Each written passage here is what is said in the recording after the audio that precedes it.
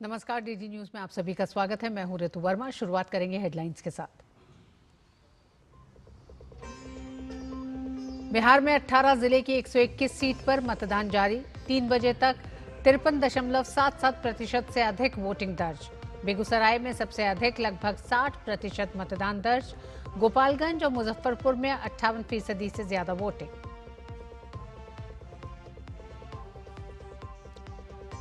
बिहार के रण में दिग्गजों ने डाला वोट। सीएम नीतीश कुमार और दोनों डिप्टी सीएम समेत कई केंद्रीय मंत्रियों और लालू परिवार ने किया मताधिकार का इस्तेमाल।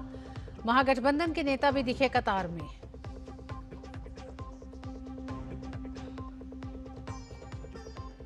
बिहार के दूसरे चरण के प्रचार में दिग्गजों का धुआंधार प्रचार।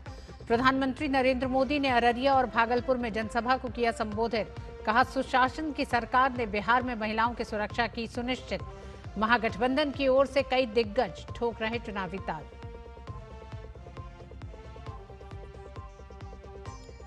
राष्ट्रपति द्रौपदी मुर्मू से मिली वर्ल्ड चैंपियन भारतीय महिला टीम। राष्ट्रपति ने दी बधाई। कहा, युवा पीढ़ी के लिए आदर्श बनी हमारी बेटियां।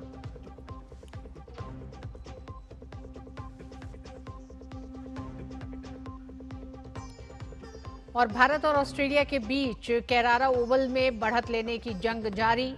चौथे टी20 में टीम इंडिया ने ऑस्ट्रेलिया के आगे रखा 168 रन का लक्ष्य।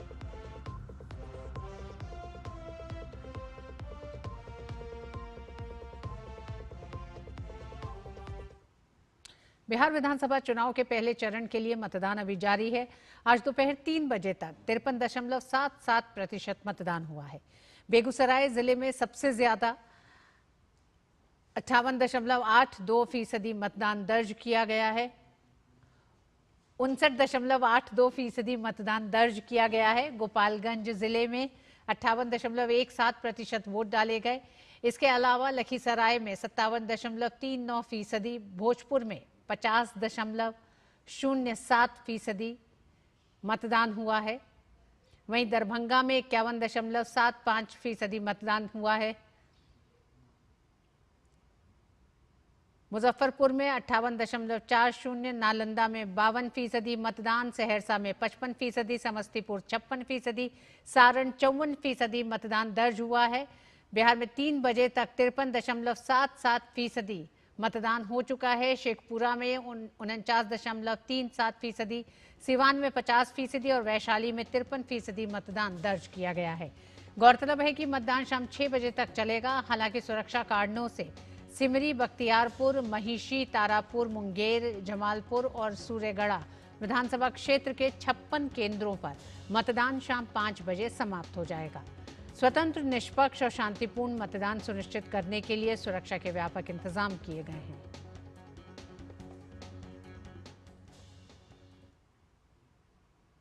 और बिहार विधानसभा चुनाव को लेकर आज दूसरे चरण का प्रचार जारी है। छपरा विधानसभा सीट से राजद उम्मीदवार और भोजपुरी अभिनेता खेसारी लाल यादव ने मतदान किया। मतदान के बाद खेसारी लाल यादव ने कहा कि मुझे खुशी है कि इतना ज्यादा मतदान हुआ है। साथ ही उन्होंने कहा कि बिहार की जनता अपने बच्चों के भविष्य के लिए वोट कर रही है। मुझे खुशी हो रही है कि बहुत ज़्यादा मतदान हो रहा है और लोग अपने बच्चों के भविष्य के लिए वोट कर रहे हैं। और भगवान करे कि हमारी आने वाली पीढ़ी बेहतर दिशा में जाए, बेहतर शिक्षा की तरफ, बेहतर रोजगार की तरफ, बेहतर अस्पताल की तरफ। बिहार विधानसभा चुनाव के पहले चरण के लिए मतदान जारी है। आज दोपहर 1 बजे तक 42.31% मतदान हुआ है। बिहार के अलग अलग क्षेत्र के लोगों से डीडी न्यूज संवाददाता ने बात की। इस दौरान ग्रामीण इलाकों के मतदाताओं में खासा उत्साह देखने को मिला। स्थानीय निवासी चुनाव के मद्देनजर प्रशासन द्वारा किए गए व्यवस्था से संतुष्ट नजर आए और सबको मताधिकार करने के लिए प्रेरित किया। वोट दे चुके हैं बिहार की तरक्की के लिए, बिहार के विकास के लिए और बिहार के युवाओं को नई ऊर्जा और क्रांति के लिए।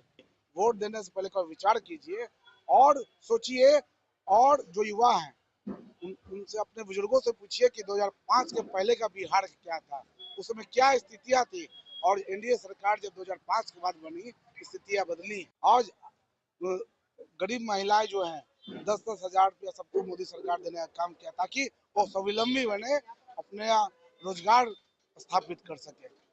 मैं सब जनता से अपील करता हूं, जितने ज़्यादा से ज़्यादा मतदान हो सके वो आके मतदान करें, अपने पंचायत का नाम 60-70% से ऊपर रखें, ताकि अच्छा सरकार और अच्छा कैंडिडेट का चयन हो पाए। वोटिंग सिस्टम बढ़िया था, बढ़िया से दिए वोट। घर पे नहीं रहना चाहिए, घर से बाहर निकल के वोटिंग देना चाहिए, क्योंकि बढ़िया सरकार होना सब हक रखते हैं। अपना मत अपना अधिकार, लोकतंत्र के लिए वोट देना बहुत जरूरी है। बिहार के विकास के लिए वोट बहुत जरूरी है। मतदान सबके लिए बहुत ज़रूरी है। सबको ज़्यादा से ज़्यादा मतदान करना चाहिए और मतदान बहुत अच्छा से और बहुत शांतिपूर्वक हो रहा है। बिहार के उप मुख्यमंत्री और लखीसराय विधानसभा सीट से भाजपा उम्मीदवार विजय कुमार सिन्हा के काफिले पर आरजेडी कार्यकर्ताओं ने हमला किया। आरजेडी कार्यकर्ताओं ने विजय कुमार सिन्हा की कार को घेरते हुए चप्पलें फेंकी और पथराव किया। वहीं विजय सिन्हा ने कहा कि ये राजद के गुंडे हैं और इन्होंने मेरे पोलिंग एजेंट को भगा दिया और वोटिंग से रोक दिया। ये गुंडा राजद का गुंडा है और सत्ता में आए बिना इसके गुंडे देख लीजिए कि बिहार के उप मुख्यमंत्री को बाहर जाने के लिए किस तरह से विरोध प्रदर्शन कर रहा है। बूथ पर मेरे पोलिंग एजेंट को सुबह में ही 6:30 बजे लौटा दिया, धमकी देके वोटर को निकलने नहीं दे रहा है। गाड़ी पर पथराव किया है, पूरा देखिए गाड़ी घिनाया, गोबर उबर सब फेंका है। हमारे दलित के अति पिछड़े समाज के लोगों को ये लोग धमकी दिया, कोई भी घटना घटित होगा इसी गांव में आकर हम बैठेंगे, अनशन करेंगे। बिहार में विधानसभा चुनाव के पहले चरण की वोटिंग जारी है। इस चरण में 18 जिलों की 121 सीटों पर मतदान हो रहा है। इसी के साथ चुनाव आयोग के अंतर्राष्ट्रीय निर्वाचक आगंतुक कार्यक्रम यानी IEVP के तहत 7 देशों के 16 प्रतिनिधि पटना पहुंचे हैं। ये प्रतिनिधि मतदान केंद्रों पर जाकर EVM की प्रक्रिया देख रहे हैं। उन्हें बताया गया है कि मतदाता सूची कैसे तैयार होती है और मतदान को निष्पक्ष और पारदर्शी बनाने के लिए क्या क्या व्यवस्थाएं की जाती हैं। IEVP 2025 का उद्घाटन नई दिल्ली में हुआ था। अब ये दल बिहार के मतदान केंद्रों पर अवलोकन कर रहा है। वहीं दूसरे चरण के प्रचार के लिए प्रधानमंत्री नरेंद्र मोदी ने बिहार के अररिया और भागलपुर में NDA की विशाल जनसभाओं को संबोधित किया। पीएम ने कांग्रेस राजद पर जमकर प्रहार किया। पीएम ने डबल इंजन सरकार में बिहार में हुए विकास कार्यों को गिनाया।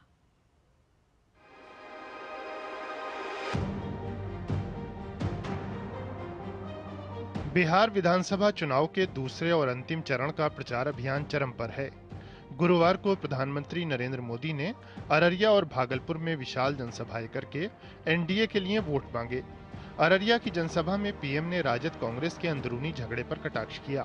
राजद के शासनकाल का जिक्र करते हुए पीएम ने कहा कि जंगल राज ने बिहार की जनता के सपनों को कुचल दिया। अरे वहाँ निषाद राज है, जरा वहाँ तो मत्था टेक के आ जाओ। वहाँ वाल्मीकि जी है, अरे वहाँ तो मत्था टेक के आ जाओ। वहाँ माता शबरी है, अरे वहाँ तो चरण छू के आ जाओ। इनको निषाद राज से, महर्षि वाल्मीकि जी से, माता शबरी से भी ऐतराज है। इससे पता चलता है कि ये लोग दलितों, पिछड़ों से कितनी नफरत करते हैं। पीएम ने NDA की डबल इंजन सरकार के दौरान बिहार में हुए विकास कार्यों को गिनाया। पीएम ने कहा कि राजद कांग्रेस घुसपैठियों को बचाने का प्रयास कर रहे हैं। पीएम ने कहा कि कांग्रेस और राजद हमारी आस्था और संस्कृति का अपमान करते हैं।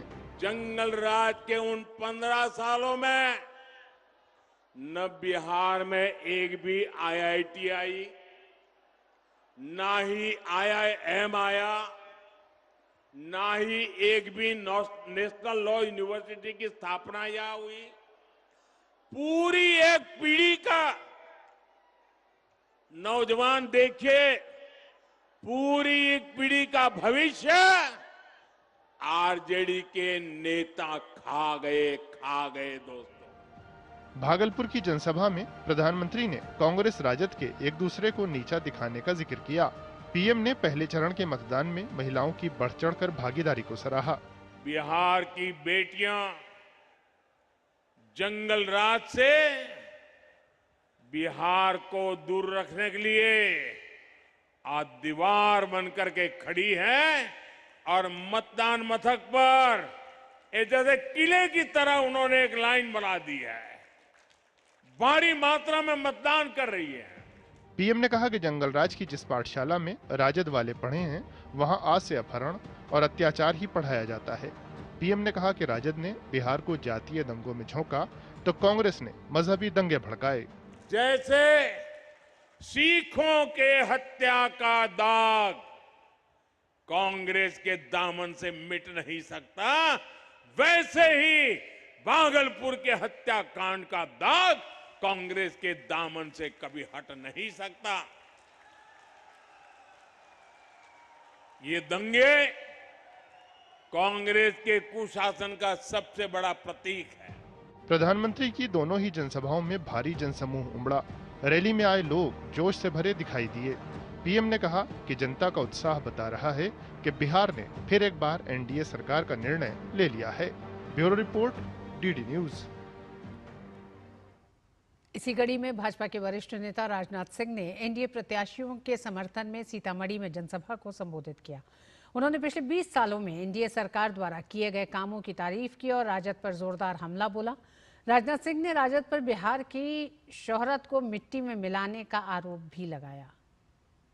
इस बात को कोई नकार नहीं सकता है कि बिहार, आगे बढ़ता हुआ बिहार और विकसित भारत की ओर बढ़ता हुआ बिहार यदि किसी ने बनाने का काम किया है तो नीतीश कुमार जी मुख्यमंत्री के नेतृत्व में ही हुआ है इस बिहार का।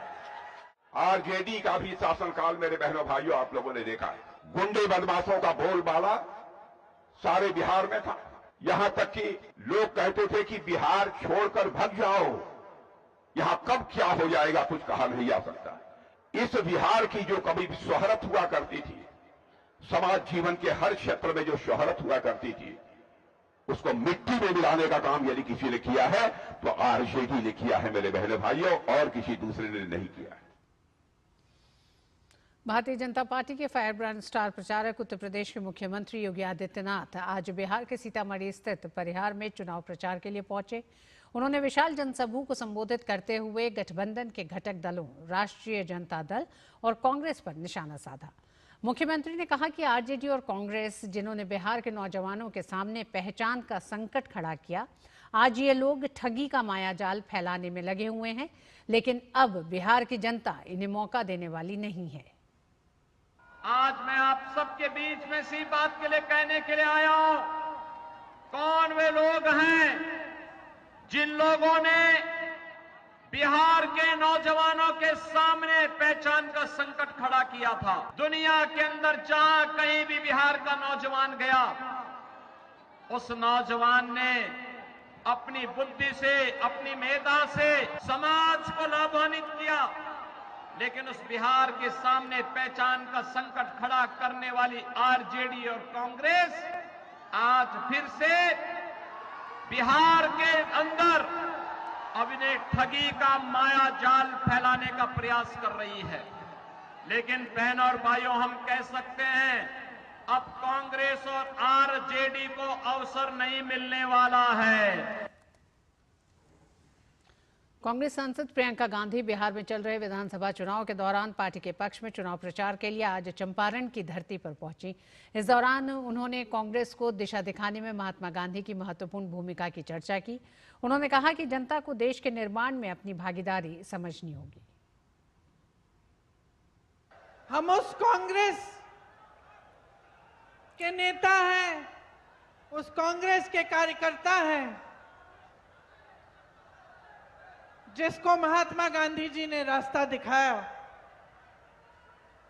और महात्मा गांधी जी को रास्ता दिखाने वाले आपके पूर्वज यहां चंपारण इलाके के किसान थे। सबसे महत्वपूर्ण बात यह है कि आपको इस देश के निर्माण में अपनी भागीदारी, अपना अस्तित्व समझना पड़ेगा। आपको समझना पड़ेगा कि इस देश को बनाने वाले आप हैं, आपके पूर्वज हैं। बिहार में विधानसभा चुनाव की सरगर्मी के बीच तमाम दलों के स्टार प्रचारक अपनी अपनी पार्टियों के पक्ष में मतदाताओं को लामबंद करने के लिए एड़ी चोटी का जोर लगा रहे हैं। इस बीच हमारे वरिष्ठ सहयोगी रविंद्र सिंह ने बिहार में भारतीय जनता पार्टी के वरिष्ठ नेता और केंद्रीय मंत्री नितिन गडकरी से राज्य में एनडीए की चुनावी संभावनाओं और मुद्दों पर खास बातचीत की। बिहार के विकास से लेकर विपक्ष की राजनीति पर क्या कहा नितिन गडकरी ने, आइए सुनते हैं। बिहार विधानसभा का चुनाव प्रचार जमकर चल रहा है। पहले फेज का मतदान, दूसरे फेज का प्रचार और पार्टी और एनडीए के प्रचार करने के लिए आ रहे हैं केंद्रीय सड़क और परिवहन मंत्री नितिन गडकरी जी। बात करते हैं एनडीए की क्या संभावनाएं हैं बिहार में। आपको लगता है कि ये जो चुनाव है एनडीए के लिए अग्नि परीक्षा भी होगी, क्योंकि एक इनकम्बेंसी की भी बात होती है और लंबे शासन करने से 15 साल के बाद भी आपको लगता है कि जनता का प्यार अभी बना हुआ है? देखो, ये 15 साल में जो काम करके दिखाया, जो बिहार की तस्वीर बदली है, भारत सरकार और स्टेट की गवर्नमेंट दोनों का जो डबल इंजन था, उसको जो परिणाम लोगों को विकास के दिखने लगे, अच्छे रोड बने हैं, गंगा पर, गंडक पर, सब जगह अच्छे पुल बने हैं, सब तरह गांव गरीब मजदूर किसान का भला हुआ है। इसके कारण हमको पॉजिटिव वोट एनडीए के समर्थन में मिलेगा। लेकिन ऑपोजिशन और राहुल गांधी तो इसको सरकार चोरी करे अगर आप सत्ता में भी आते हैं। देखो, लोकतंत्र में हार या जीत होती है, तो मुझे लगता है हार होती तो स्वीकारना चाहिए, पर ये जिस प्रकार की राजनीति चल रही है वो लोकतंत्र के लिए अच्छी नहीं है और पूरे सिस्टम पर आरोप लगाना उचित नहीं है। जब चुनाव ये जीतते हैं तो आरोप नहीं करते और हारते हैं तो आरोप करते हैं। एक प्रकार से ये हारने के कारण जो फ्रस्ट्रेशन आता है उसकी रिएक्शन है, ऐसा मैं कहूंगा तो उचित है। जो लीगेसी है लालू राज के या आरजेडी की, उसको आप लोग बहुत ज्यादा हाईलाइट करते हैं, जबकि 15 साल से वो अपोजिशन में है, आप लोग सत्ता में हैं। तो आपको लगता है कि ये जो लीगेसी है ये जनता के बीच में अभी भी है और उसका फायदा मिल रहा है? अभी भी जंगल राज का जो अनुभव है लोगों के दिलों में है और लोग उस अनुभव को ध्यान में रखकर फिर से ये सरकार लालू जी की नहीं चाहती, क्योंकि लोग उस समय बहुत दुखित हैं और इसलिए जंगल राज अब नहीं आना चाहिए। ये लोगों की भावना बहुत स्पष्ट है। विकास की योजना कई तरह के बिहार में और नीतीश कुमार का चेहरा, ये आपका सबसे मेन। ये तो बात सच है कि मोदी जी के नेतृत्व में भारत सरकार ने और नीतीश जी के नेतृत्व में बिहार सरकार ने जो काम किया वही हमारी सबसे बड़ी पूंजी और ताकत है और उसी के भरोसे वोट मांग रहे हैं। सरकार एनडीए की पूरे आपको भरोसा है? 101% हमारी सरकार आएगी। फिर से एक बार डबल इंजन की सरकार बिहार में विकास की गति तेज बनाएगी और बिहार की जनता के जो सपने हैं वो पूरी करके दिखाएगी। बहुत बहुत शुक्रिया सर। कैमरामैन मंटू के साथ रविंद्र कुमार, केंद्रीय मंत्री नितिन गडकरी जी के विशेष विमान से जो बिहार चुनाव में प्रचार करने के लिए जा रहे हैं एनडीए उम्मीदवार। वक्त एक छोटे से ब्रेक का।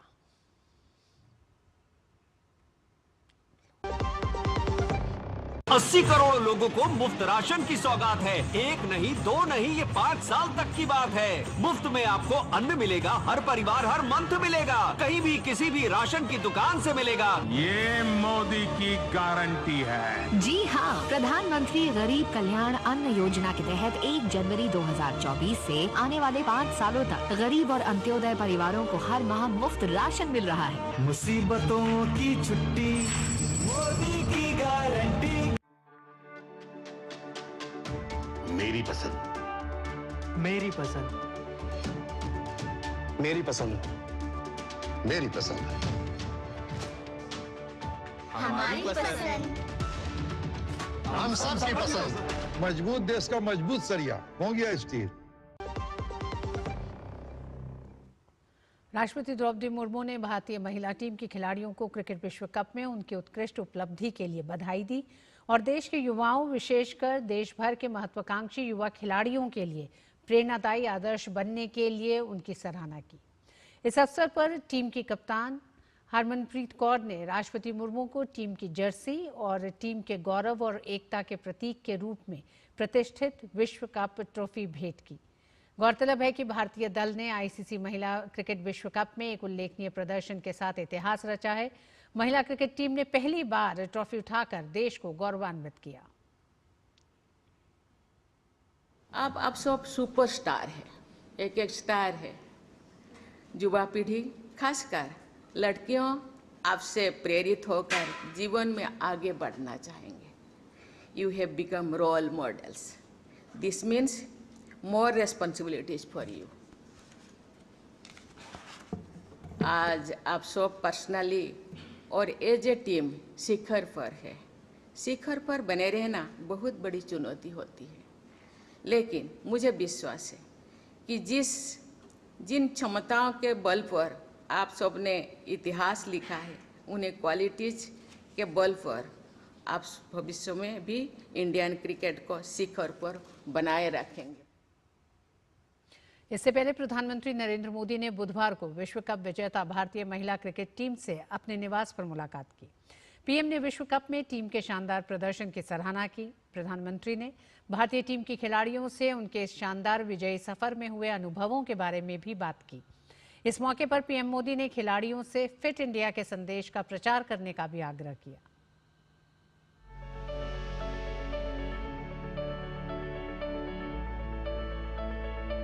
विश्व विजेता महिला टीम की प्रधानमंत्री नरेंद्र मोदी के साथ मुलाकात दृढ़ता और शानदार वापसी की इबारत लिखने वाली आधी आबादी का सम्मान है।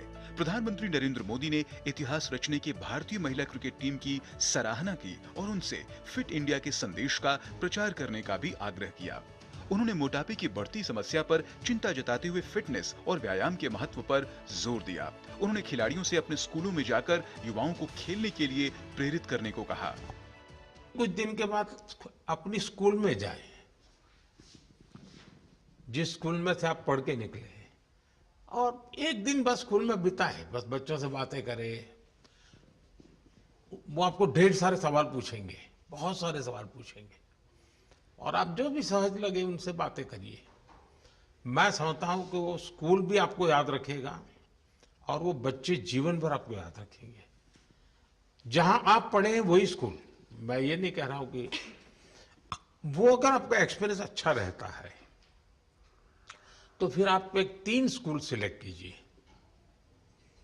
साल में जब भी मौका मिलेगा 1 डे 1 स्कूल, 3 स्कूल करें एक साल में। आप देखिए वो आपको भी एक प्रकार से मोटिवेट करता है।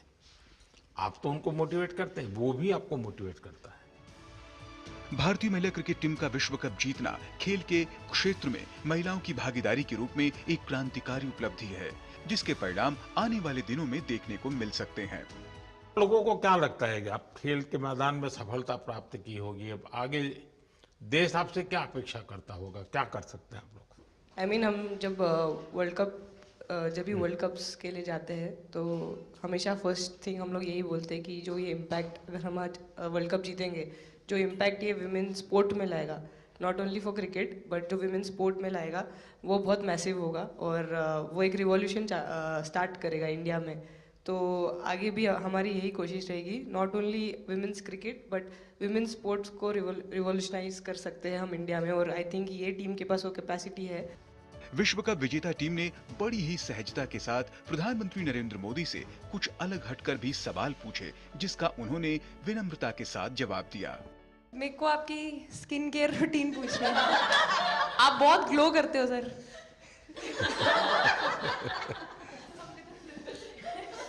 मेरा इस विषय पर ज्यादा ध्यान नहीं गया था। सर ये करोड़ों देशवासियों का प्यार है आप। ये तो है ही है जी, ये बहुत बहुत बड़ी ताकत होती है समाज से इतना, क्योंकि अब मेरा सरकार में भी 25 साल हो गए हैं हेड ऑफ द गवर्नमेंट, तो ये लंबा समय होता है। उसके बाद भी इतने जब आशीर्वाद मिलते हैं तो उसका एक तो प्रभाव रहता है। कप्तान हरमनप्रीत कौर ने 2017 में ट्रॉफी के बिना प्रधानमंत्री से हुई मुलाकात को भी याद किया। उन्होंने कहा कि उम्मीद है कि अब वे और सफलता अर्जित करके आगे भी मिलते रहना चाहेंगे। उप कप्तान स्मृति मंधाना ने कहा कि प्रधानमंत्री ने उन्हें प्रेरित किया है और उन सभी के लिए प्रेरणा स्रोत रहे हैं। जब हम पहले 2017 में मिले थे तब हम फाइनल हार कर आए थे, लेकिन तब सर ने हमें बहुत मोटिवेट करा था कि जब भी आपको नेक्स्ट अपॉर्चुनिटी मिले कि हम वहाँ पर कैसे खेलें और अपना बेस्ट दें। और आज जब हम फाइनली ट्रॉफी जीत कर आए हैं तो उनके साथ बहुत अच्छा लगा बात करके। लास्ट टाइम उन्होंने एक्सपेक्टेशंस कैसे डील करनी है उसके ऊपर बोला था, वो आंसर मेरे दिमाग में हमेशा रहा। और जिस तरह से वो काम और कंपोज रहते वो भी काफ़ी इंस्पायरिंग चीज़ है। भारत ने मुंबई में खेले गए फाइनल में दक्षिण अफ्रीका को 52 रन से हराकर पहली बार आईसीसी खिताब जीता। बातचीत के दौरान खिलाड़ियों ने पीएम मोदी को बताया कि ये उनके लिए बेहद ही भावुक पल था। उन्होंने कहा कि ये खिताब 140 करोड़ भारतीयों की दुआओं से संभव हो पाया है। Bureau report, DD news. और इस बुलेटिन में बस इतना ही। डीडी न्यूज पे खबरें जारी रहेंगी। नमस्कार।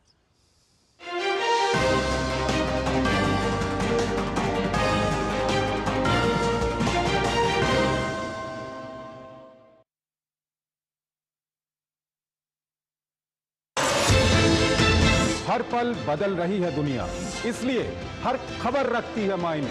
यूरोप से लेकर अफ्रीका, अमेरिका से लेकर एशिया, दुनिया के हर कोने से बड़ी खबरें, हर मुद्दे की गहराई से पड़ताल, लेटेस्ट अपडेट और सटीक विश्लेषण। देखिए अंतर्राष्ट्रीय खबरों का भरोसेमंद कार्यक्रम खबर दुनिया की, सोमवार से शुक्रवार शाम 7 बजे डीडी न्यूज पर।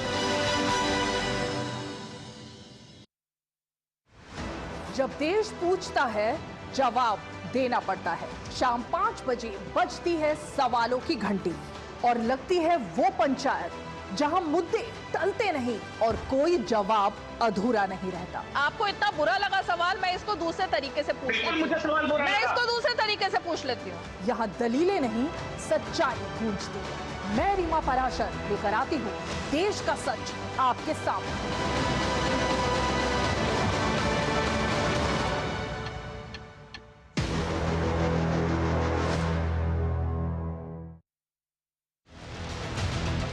वक्त बदला है, तेवर नहीं, दो टूक कहने का है अंदाज वही।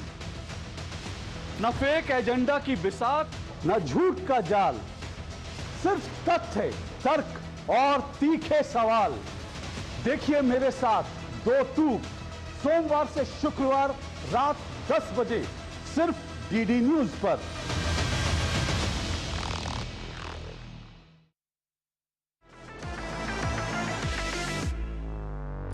ये है डीडी न्यूज का साइबर अपराध के खिलाफ हल्ला बोल। Digital arrest, sextortion, financial fraud, cyber bullying, तमाम मुद्दों पर आपको जागरूक करते हुए आपको रख रहा है इन साइबर अपराधियों से एक कदम आगे। देखिए मेरे साथ साइबर अलर्ट हर शनिवार रात 10 बजे सिर्फ डीडी न्यूज पर। झूठ से भी खतरनाक होता है अधूरा सच, और वैसे ही खतरनाक होती है अधूरी खबर, क्योंकि हर खबर के साथ जुड़ा होता है उसका इतिहास, वर्तमान और भविष्य। देखिए हर बड़ी खबर जिसमें होगा तथ्य, तर्क और सबूत। देखिए पूरा सच प्रखर श्रीवास्तव के साथ सोमवार से शुक्रवार शाम 7:30 बजे सिर्फ डीडी न्यूज पर।